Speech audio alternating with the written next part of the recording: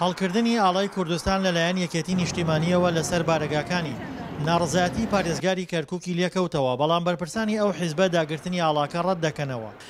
ئێمە ئاڵامان لەسەر دەستگای حکومی و دایرە دەوڵەتیەکان هەڵ نەکردو، ئێمە فقط لەسەر بارەگاکانی خۆمان کە حیزبێکی کوردین و کوردستانین و لە هەمان کاتیشا عێراقین، ئاڵای عێراق و کوردستان و حیزبەکەشمان پێکەوە هەڵکردو. ئەمە بابەتێکە لایەن ئەمنیەکانیش ئاگادارن و هیچ دەرهاویشتێکی خراپی لێنی و بۆ ئیستفزازکردنی کەسیش نییە.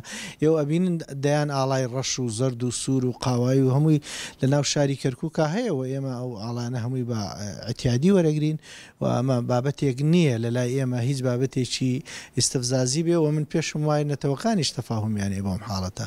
شەوی ڕابردوو یەکێتی لە بڕیارێکی کوتوپڕدا ئاڵای کوردستانی لەسەر بارەگاکانی هەڵکرد.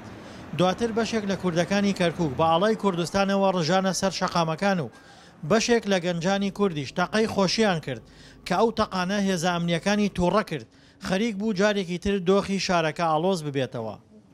لە هەموو دەرەوەکان زیاترین ئێمە ئەگە بە دەنگدانش بێ و ئەگە بە هەموو شتێکش بێ حەقی خۆمانە و ئینی خۆمانە لە ئاڵای کوردستان هەڵگەین. چی زیاترین لە هەرچی نەتەوەکانی کە هەموو نەتەوەکانی کە ئاڵای خۆیانەوە مەش ئاڵای خۆمانە بێ دابدرێ.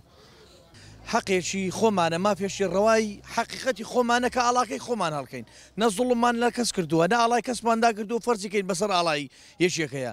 ئاڵای کوردستانە ئاڵایەشی سەنەهای ساڵار ڕەنزی بووە دەین، خەباتمان لە پێناوی کردووە، شەیدمان لە پێناوی ئەم ئاڵایە داوە، چەندەها شەیدمان بەخشیوە، چەندەها خوێنمان بەخشیەوە لە پێناوی ئەم ئاڵایە.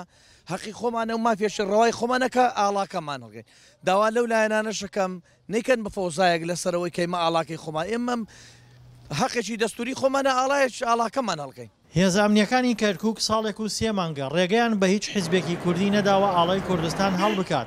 بەتایبەت پێشتر ئاڵای کوردستانیان لەسەر بارەگای حیزبی شوعی داگرتە بوو. ئێمە دەمێکە لەسەر لەگەڵ هێزە ئەمنیەکانە لەسەر خەتین پێمان وتون ئەم حاڵەتە ئیتر ئێمە دەمێکە لە ڕووفاتی جەنابی مامجلال و ئێمە ئاڵای کوردستانمان داگرت و کاتی خۆیەتی کە ئێمە لەسەر بارەگاکانمان ئاڵاکانی خۆمان هەڵکەین بۆ ئەوانیش پیانە ئەتیادی بوو، حاڵەتێک نەبوو بڵێ حاڵەتێکی خراپ بوو بێ. بەشێک لە حیزبەکان هەڵکردنی ئاڵای کوردستان لەلایەن یەکێتیەوە بە مزایەدەی سیاسی دەبینن. بەشێکی تریشیان وەکو ئاماژەیەک بۆ باشتربوونی دۆخی کورد لەو شارە لێی دەڕوانن، بەڵام خەڵکە عامەکە تا ئێستا لای ڕوون نییە چی لە پشت ئەم بڕیارە کوتوپڕەی یەکێتیەوەیە.